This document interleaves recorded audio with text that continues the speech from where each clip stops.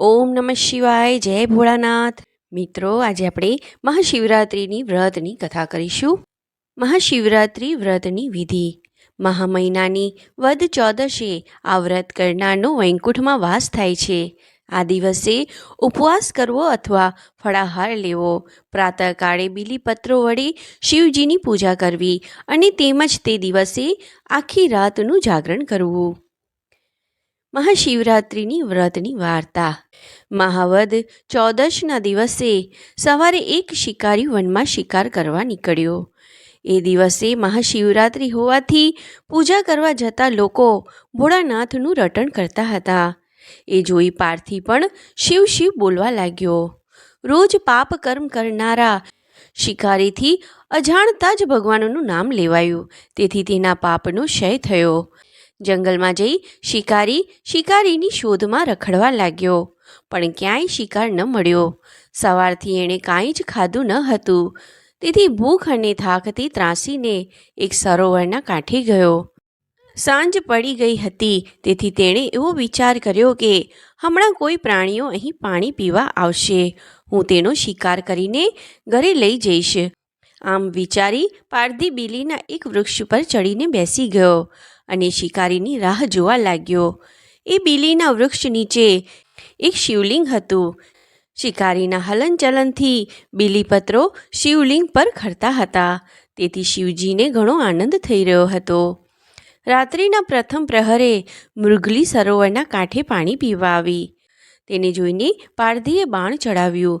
ત્યાં તે મૃગલીને વાચા ફૂટી અને એ ખૂબ જ ગડગડા અવાજે શિકારીને વિનંતી કરવા લાગી કે હે ભાઈ, મારા પર દયા કર.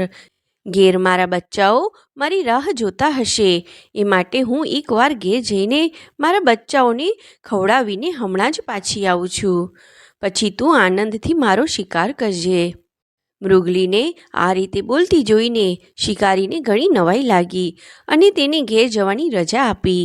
મોતના મોઢામાંથી છૂટેલી મૃગલી પાછી ફરે એવો જરાય પણ વિશ્વાસ ન હતો, છતાં ગમ્મત ખાતર એણે મૃગલીને જવા દીધી અને પછી તેને ઊંઘ આવી જાય છે એ માટે વૃક્ષની ડાળ પર પડખા ફેરવતો શિવ શિવ રટવા લાગ્યો. રાતના બીજા પ્રહરે મૃગલીના પતિ સરોવરના આરે પાણી પીવા આવ્યો. પારધીએ બાણ મારવાની તૈયારી કરી. ત્યાં તો મૃગને પણ વાચા ફૂટી અને તે કહેવા લાગ્યો કે હે પારધી, હું સવારનો નીકળ્યો છું. મૃગલી અને મારા બે નાના બચ્ચા મારી વાટ જોતા હશે. હું બધાને હિત કરીને હમણાં જ પાછો આવું છું. પછી તું આનંદથી શિકાર મને મારજે. શિકારીને ખૂબ જ લાગણી હતી. તે મૃગની આવી દીનવાણી સાંભળીને શિકારીને તેના પર દયા આવી ગઈ અને તેથી તેણે મૃગને જવા દીધો. ઘણીવાર થઈ જવા છતાંય મૃગને મૃગલી એકેય પાછા ફરતા ન દેખાયા. ત્યારે એને પોતાની જ જાત પર ખીજ ચડી કે શું કામ જવા દીધા, અને તેથી રોષમાં તેણે બીલીપત્રો તોડીને શિવલિંગ પર ફેંકવા લાગ્યા. છેક રાત્રિના ચોથા પ્રહરે એણે મૃગલી અને તેના બે નાના બચ્ચાને લઈને આવતા જોયા અને તે ચારે એકસાથે મરવાની તૈયારી બતાવી. ત્યારે શિકારીને થયું કે આ ચારેય પશુ હોવા છતાં તેઓ કેટલા સાચા બોલા અને એકબીજા ઉપર પ્રેમ રાખવાવાળા છે, અને હું તો માણસ જાત હોવા છતાં પણ કેટલો દુષ્ટ છું. શિકારીએ એ ચારેયને જવા દીધા અને જિંદગીમાં કદી હિંસા ન કરવાનો નિર્ણય કર્યો. બરાબર એ જ સમયે આકાશ માર્ગે એક વિમાન ઉતર્યું. દેવદૂતે પારધીને અને ચારેય મૃગલાને વિમાનમાં બેસાડ્યા. મૃગલાઓ નક્ષત્ર લોકમાં વાસ પામી મૃગ શીર્ષ બન્યા અને પારધી સ્વર્ગે ગયો.